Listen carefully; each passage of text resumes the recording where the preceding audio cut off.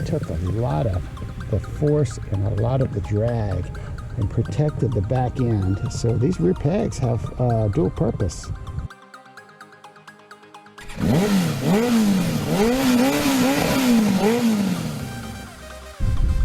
Thank you guys for tuning in to StreetMotoZ. Please like this video and subscribe. And don't forget to push the bell so you'll be reminded of the next video that comes out from StreetMotoZ. Hey guys, we're out here at the crash site. We're going to take a look at the bike and the crash site, try to figure out what happened yesterday with the low side that I did.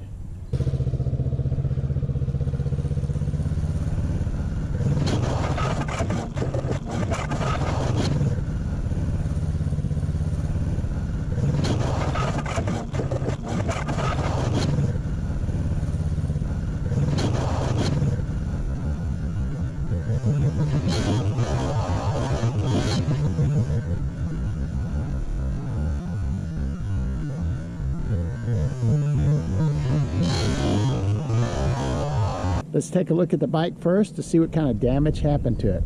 Here's the bike. Let's start from the front. So there was no damage to the fairings. That is so nice because fairings are expensive. We've got a little scuff right here. I don't know if you can see that under the rear view mirror. Got a scuff here on the front brake. Scuff on the handlebar end. As we look down, here's the frame slider. These were installed to protect the fairings and they did an awesome job. You can see that frame slider. It's plastic. It took a beating, didn't it?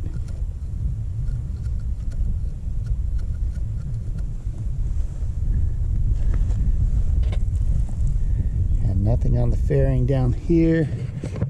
The rear brake hit and got pushed back and bent. It still works. I'm going to have to try to bend it back in place. I may replace it. I don't know. We'll see. It's not too bad. A little bit of scrape here. Not much. A little bit of scrape right here on the bottom of the right peg. Let's look in the back. This is a passenger pegs. They took a little bit of a scrape right here.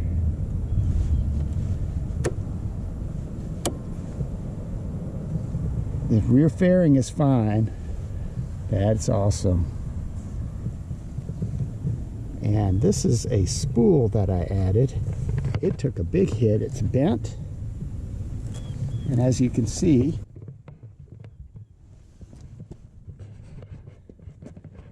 it took a lot of the force and a lot of the drag and protected the back end. So these rear pegs have dual purpose. That's cool. I'll probably replace this guy. And I think that's all the damage. Everything runs fine. No other damage I could find on the bike. So I think I was a bit lucky. And then unlucky at the same time because it just happened, you know. The good news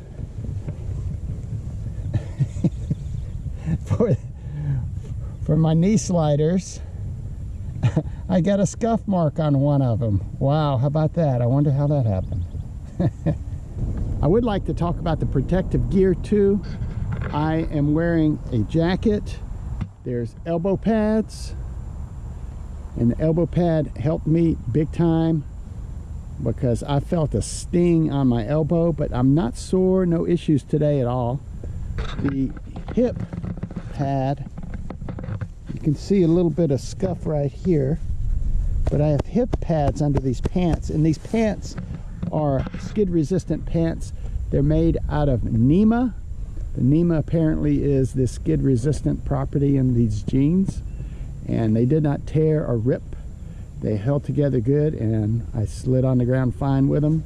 Also, the gloves are super, super, super important.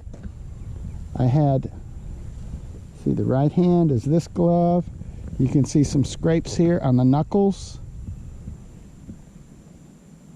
these two knuckles, the ring finger and the pinky finger knuckles, got scraped. Everything else looks okay. I think I just kind of hit on the ground like this. And the helmet, you can see some scuffing right here on the visor, and that's about it on the helmet. My helmet did hit the ground. I felt it hit, but I didn't have any issues from it at all. Oh, I do see a scrape right here on part of the nose guard. So scrape here and here. So all the gear all the time is really important, especially if you're out practicing and doing things like that. So all these things did help. I know there's a recent video out there from Fort9, I think his name is, talking about not having elbow pads and hip pads and all that, and maybe just wearing a back airbag, which is like $800. If that back airbag would have deployed, that would have probably protected me, but still you're going to need gloves and you're going to need a good helmet. And then once it deploys, how are you going to ride home? So anyway, I like the pads. I think the pads are important to have. This is where it happened, right here. I don't know if you can see all this, but we've got a large scrape, another scrape here, and then another scrape here. And I think this is the tire. See, it's a darker line. This right here looks like to be the frame slider. You see the frame slider? Go all the way over here. And these scrapes, I mean, they stop at about right here. Actually, there's a couple more right here. So let's measure that off.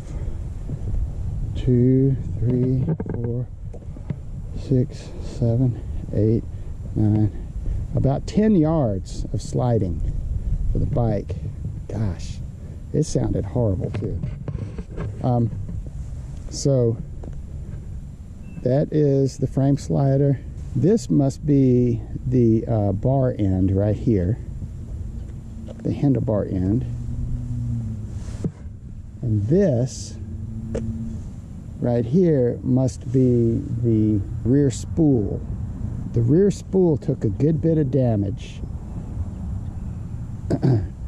And the back end kind of slid around to where the front end was facing me. And if I look, there's a little bit of frame slider right down here. That's the first impact. And I can see a little bit of a tire mark or something right here. But it does look like I crossed over. Now this is not my tire track. This is high schoolers out here hot rodding. But it does look like my tire did. If you can look at this dark line, it does look like it crossed over the white paint in this parking lot. As I was leaning, the tire came into this white paint and slid sideways. If I rub my fingers on the asphalt, I do get a bit of a grip here, but if I rub it sideways on this paint, it is actually pretty slick. I can feel some grooves, but it's slick. I wouldn't want a street made out of this paint. So, lesson learned. Don't turn on painted lines. Guys, I think we may have the case solved. It was because I was trying to drag a knee and leaning in a parking lot with painted lines. Painted lines aren't good for extreme leaning. So be careful out there, guys. Hope you liked the video. Please like and subscribe. And remember, it's not about the destination. It's about the ride, baby. Woo!